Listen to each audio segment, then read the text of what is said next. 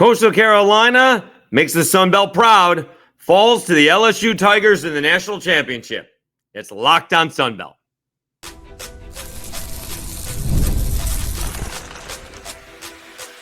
You are Locked On Sun Belt, your daily podcast on the Sun Belt Conference, part of the Locked On Podcast Network, your team every day.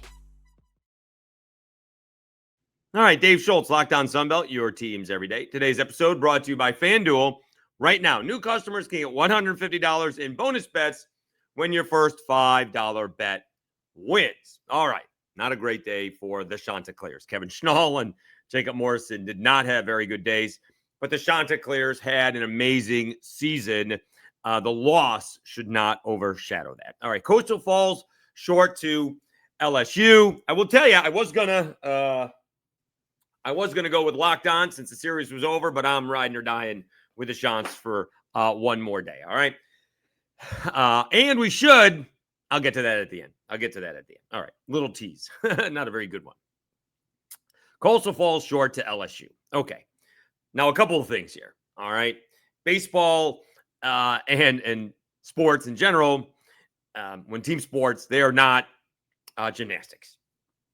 There's no judge, generally speaking. And so you either win or you lose. So you either win 1-0, win 10-0. You don't get bonus points for how much you win or lose by. Okay. They didn't get blown out, right? This was not two drubbings, so they held their own. But it doesn't take a lot to make the difference. Ty Dooley played fantastic at short.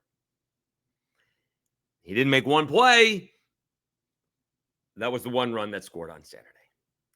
Sebastian Alexander came in on a ball, went over his head, that tied the ball game up. 3-1 with 2 outs. LSU's leading. It's a 1-0 pitch to Derek Creel. Morrison grooves one. A 2-run inning turns into a 4-run inning. And instead of 3-1, it's 5-1. And basically the end of the ball game. And that's basically it. By the way, Coastal Carolina 0 for 3 with runners in scoring position on Sunday. So that's 0 for 10 against, well, Anderson, Ianson, and Shores. Can't win a baseball game. Can't win a series that way. They did get Ianson for 2 home runs. So Dean Mijos hits a home run, 336 feet. That still counts. And, Sykes hits one as well. Makes it a 2-run game. Get the tying run to the plate in the 9th. Ends up hitting it into a double play. And that was all she wrote. I was a little bit interested in why. I mean, Sebastian Alexander was on first base a bunch on Sunday and only stole 1 base. I'm not sure why they were not stealing and being a little bit more aggressive. I'm not sure why.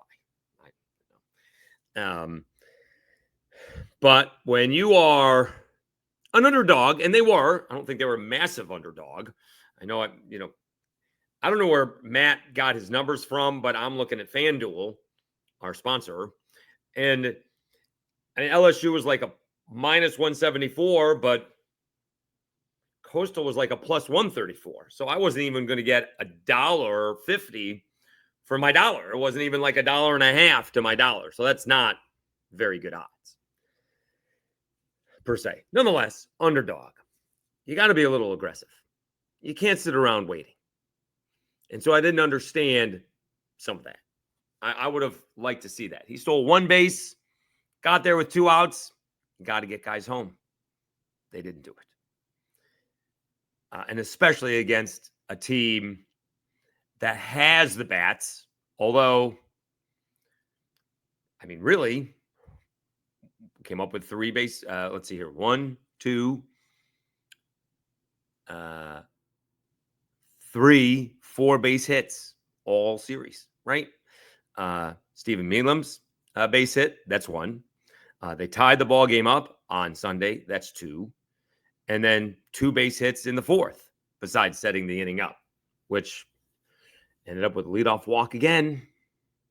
And then hit by pitch got in there as well.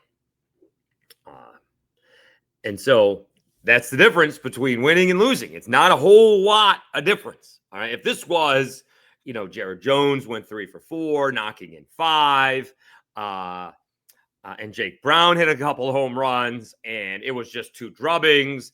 And, we saw what Kate Anderson did, if Anthony Einstein matched it, and, Coastal had no shot, then it'd be like, okay, there's a huge difference between the two.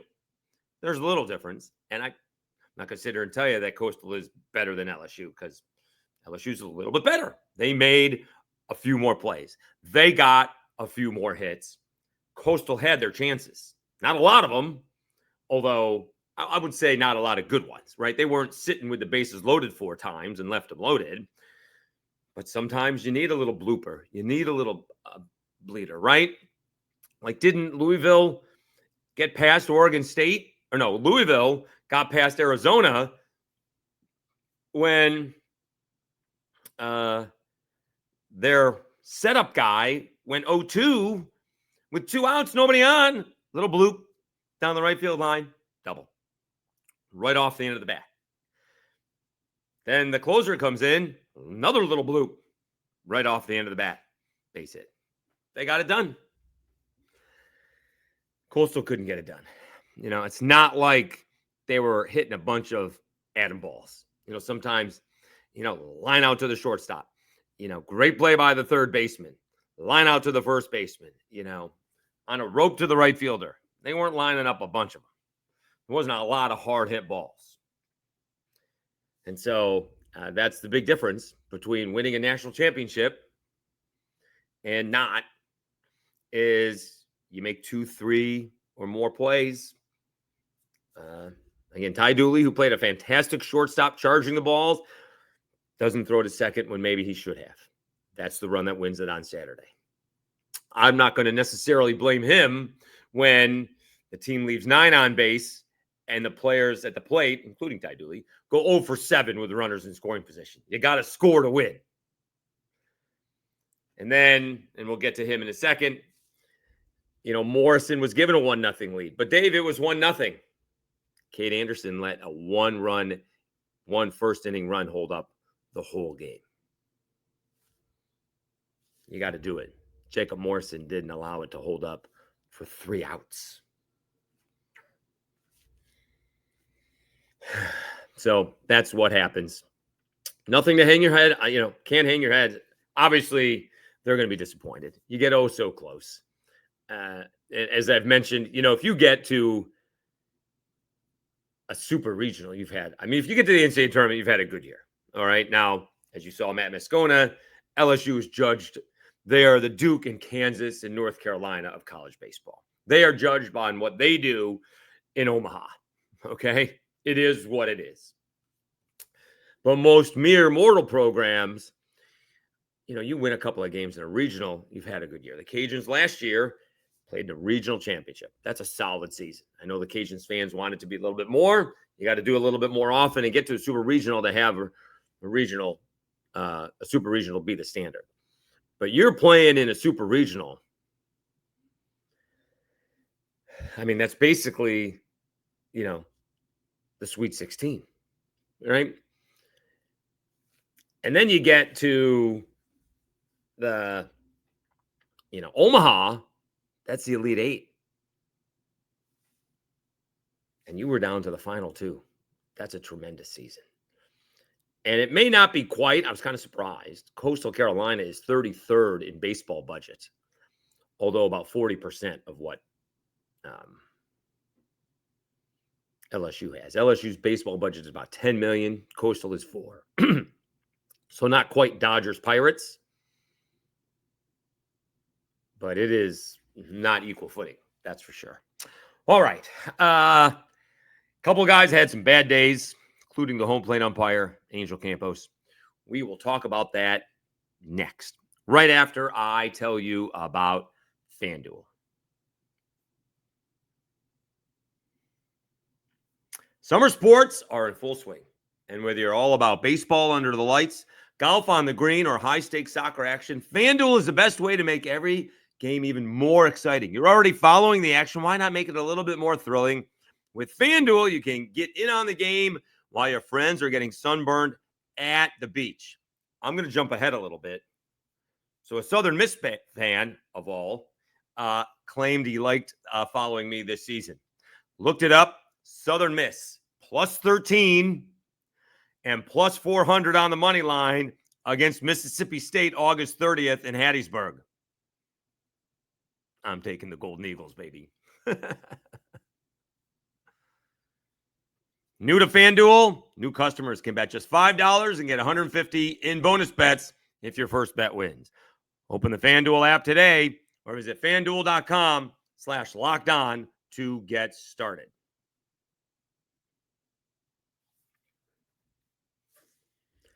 All right, Dave Schultz, Locked On Sunbelt, your teams every day. We heard from KEVIN SCHNALL. He had a couple of classic lines. Could not hear what Angel Campos said. Right before he got ejected, he got warned. He wasn't sure why he got warned. Eventually, he heard why he got warned. He didn't like getting shooed away. That's a little ego talking, but nonetheless, he didn't like getting shooed away. And when I mean shooed, he got shooed away. Didn't like that. Got warned, and he told Angel Campos, that's because you missed 3. Then he got ejected, which apparently KEVIN SCHNALL said, I own it. If that's what I'm getting ejected for, my fault. That's soft if that's why you're ejecting somebody in the national championship game. All right. That's where Angel Campos takes 30 seconds, goes over to KEVIN SCHNALL, lets KEVIN SCHNALL talk for 30 seconds, and goes, Kevin, that's it. You had your say. That's it. No more. And we go back to the game. Instead, it's a thing. And he throws him out. All right. The other umpire comes racing down and apparently, according to KEVIN SCHNALL, trips over Angel Campos. And they say, SCHNALL bumped him. He's ejected. He's suspended for 2 ball games for bumping, which obviously KEVIN SCHNALL is going to show video. I didn't bump him. We'll see how that plays out. And he said, I'm not at fault for someone else's grown man lack of athleticism, which is going to be great. So, nonetheless, not the time. I'm not necessarily blaming KEVIN SCHNALL on this. You got to know when to come back, right? Not as I'll just say it, as a smart ass, you know when you're asking for it and you know when you're not. When you say, you're arguing balls and strikes and he was warned, he heard it, that's because you missed 3. I don't think you should get ejected for it, but I'm not going to be completely surprised when you are. When it's a national championship game, you can't be doing that. You sort of asked for it. You got to know when to do it and when not to do it, is what I'm saying. And I agree with him, by the way, calling a bunch of high strikes. Those breaking balls falling into the zone when they catch them, but they're crossing it like the shoulders. All right. And those aren't, they used to be strikes, but they're not strikes. He was calling high strikes. Not a really good time to get ejected. And Matt Schilling getting ejected too. That's where Matt Schilling has to just, pipe down. If the broadcasters are telling us that Matt Schilling is his most important assistant, he can't sit there and defend KEVIN SCHNALL. He's got to get KEVIN SCHNALL out of there and compose himself. And when those two things happen, it looks like a little panic in the first inning. That's what it looks like. We got to be calm and composed. It wasn't like they were losing, right? Morrison had a really good first inning, 16 pitches or something like that.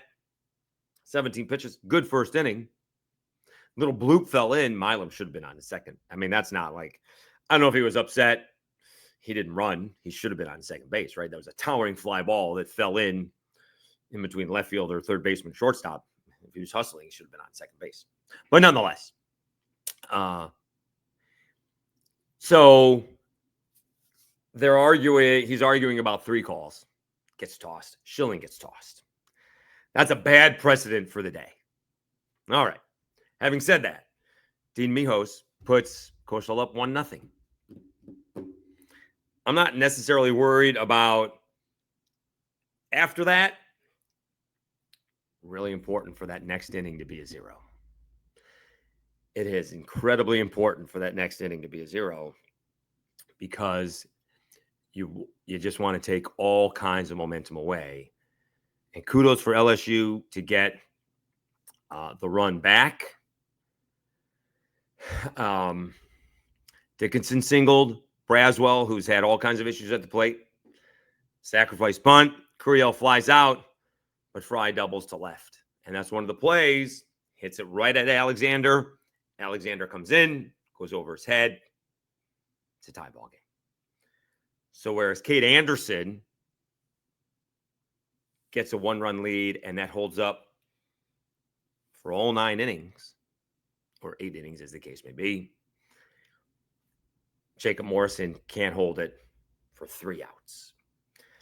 Then the 4th inning rolls around, and it all starts off with a leadoff walk.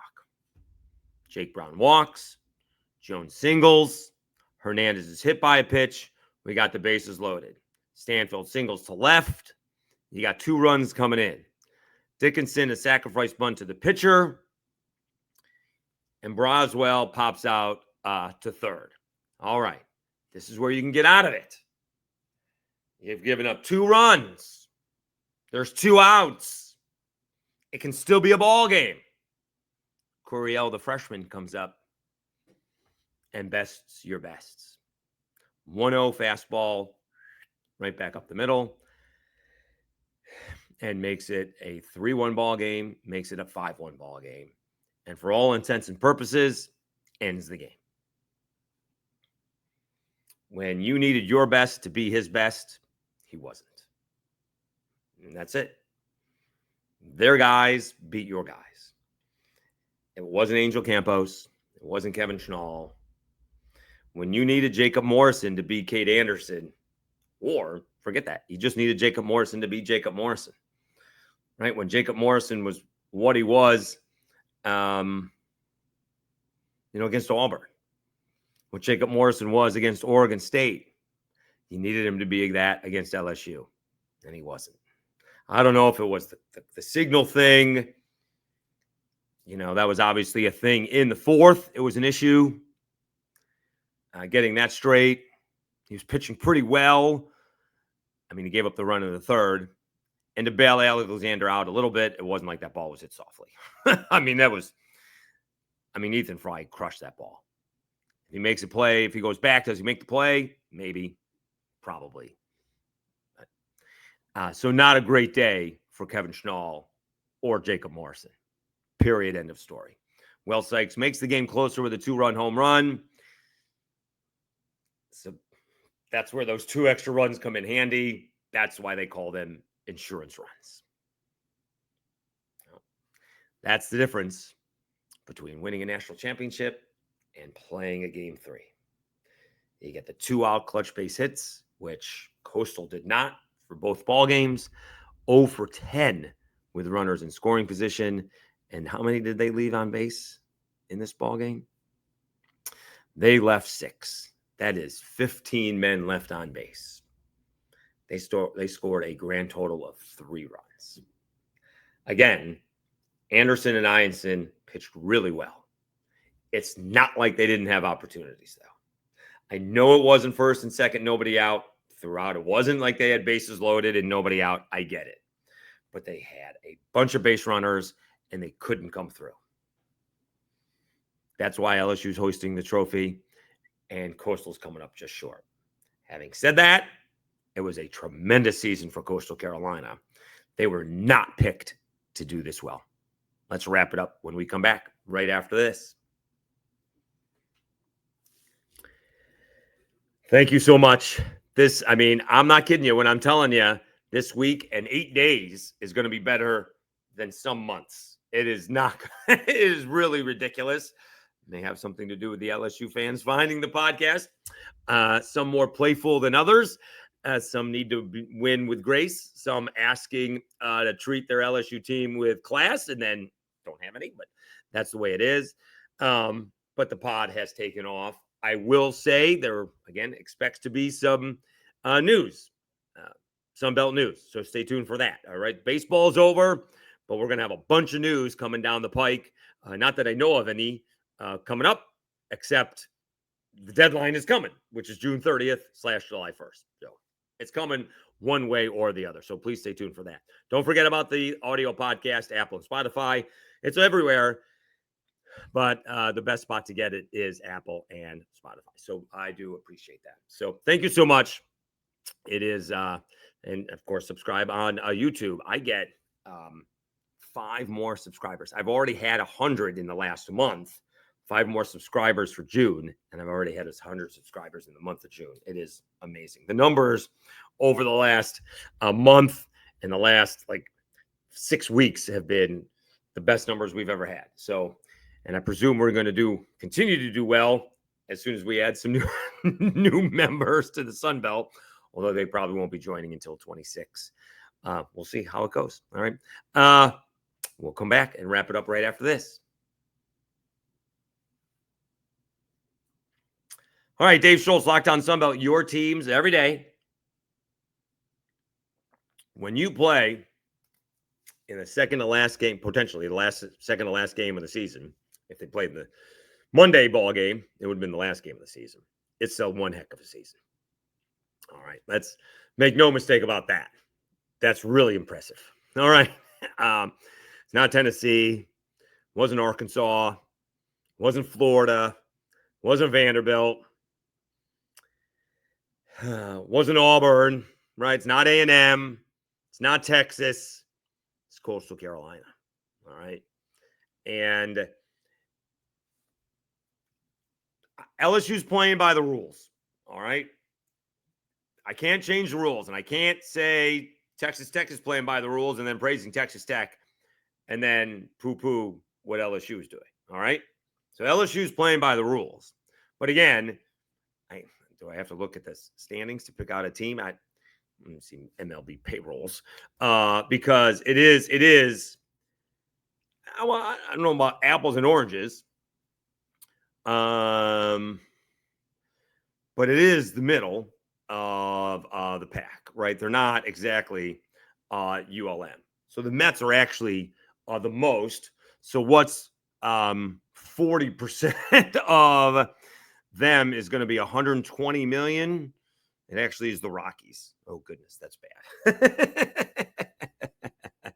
So maybe the Giants. All right. So it's kind of like the Giants playing the Mets or the Dodgers, something like that. That's impressive, right? I mean, they're not exactly equal, right? I mean, I'm sure Coastal has some nice facilities. I've seen what LSU's facilities are, and I'm sure they're nicer than they were just a few years ago. And so for Coastal Carolina to compete and stay on the same field that LSU did, really impressive. Don't forget, Coastal Carolina was picked 4th this year in the Sun Belt. Let's see who was the preseason. Preseason was Southern Miss, Troy, Cajuns, and Coastal was behind the Cajuns. Coastal Carolina finished 1st, Southern Miss 2nd, Troy 3rd, and then the Cajuns. So they got the first 4 right, just not in the right order. And they were 1 behind Southern Miss in terms of the winning streak until they beat Southern Miss for the Sun Belt Championship. And then they rattled off all those wins in the Sun Belt Championship, and then the regional, and then the super regional, and then they played their way all the way to the college baseball national championship. I mean, this is like FAU playing for the college championship. I'm not really sure we're quite understanding. And I know people don't want to hear it's G5. There's no G5 in baseball. All right.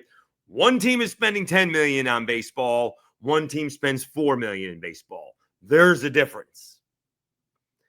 And I think Coastal Carolina should be commended for basically equaling what LSU did. Again, not Arkansas, not Tennessee, not Auburn, not A&M, not Texas, Coastal Carolina. They had a great year. JACOB Morrison had a great year. Cam Fluke came into his own. Does Blake Barthol have another 10 years of eligibility? Right? We heard his story numerous times. He walked on to walk on. Awesome. Caden Bodine is going to be the first catcher taken somewhere in the first or second round. Pretty cool.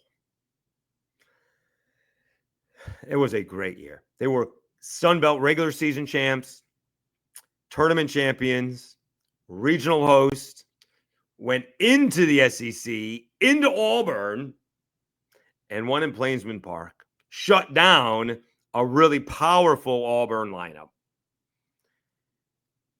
They had one bad inning against LSU's bats. One. As great as LSU's is, they had one bad inning. They did.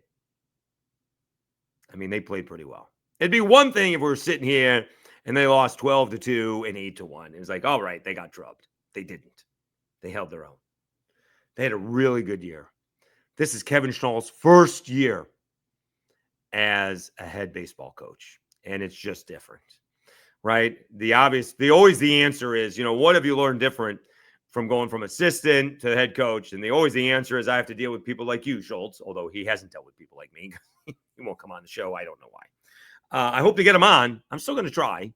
He may want to take a week or two, but I'm still going to try because it was a great year. Tough to top outside of winning the national championship. Kev, tough to top, going to the national championship in your first year.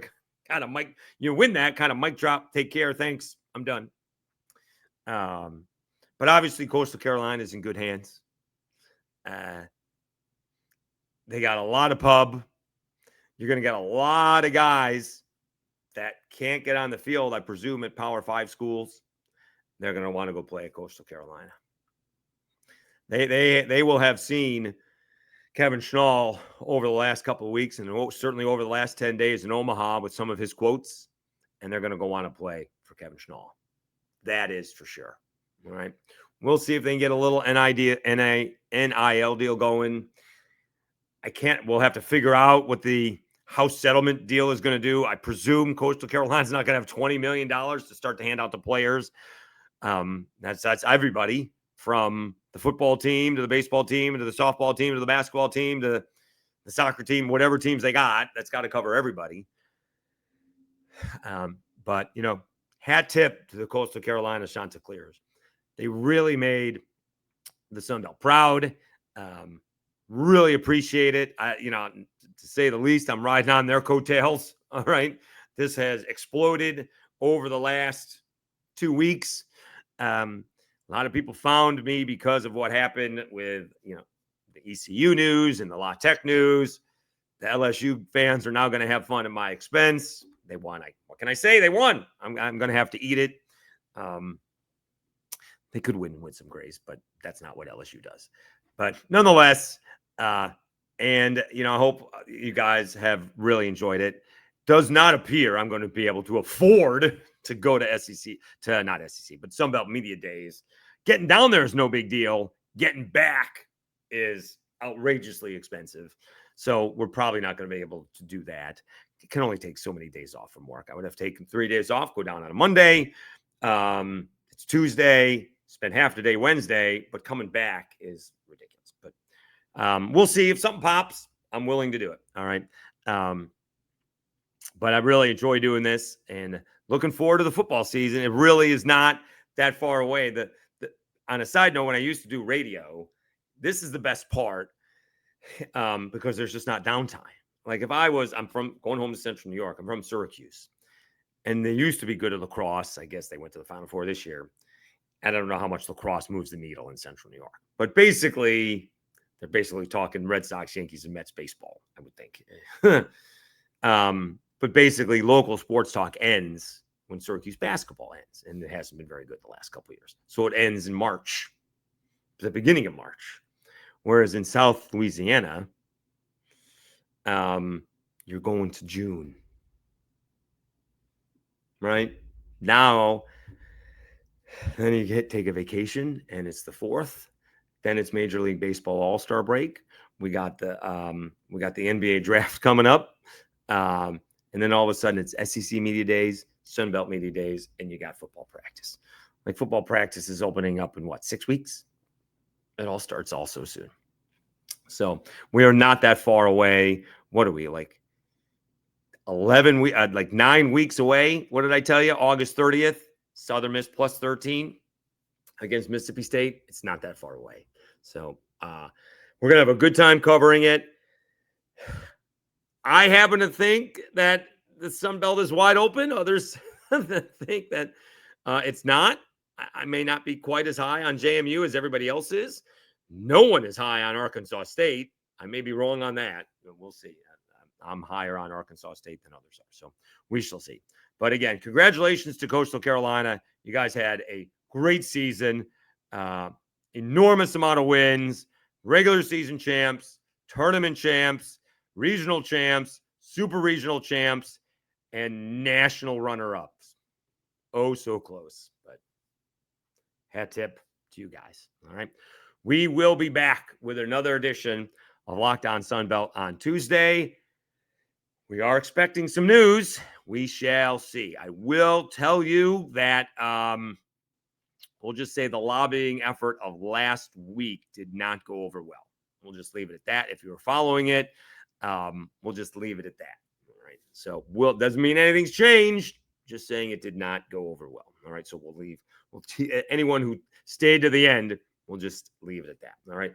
I will update you. I do have off a couple of days this week, Tuesday and Friday, and then I'm going home.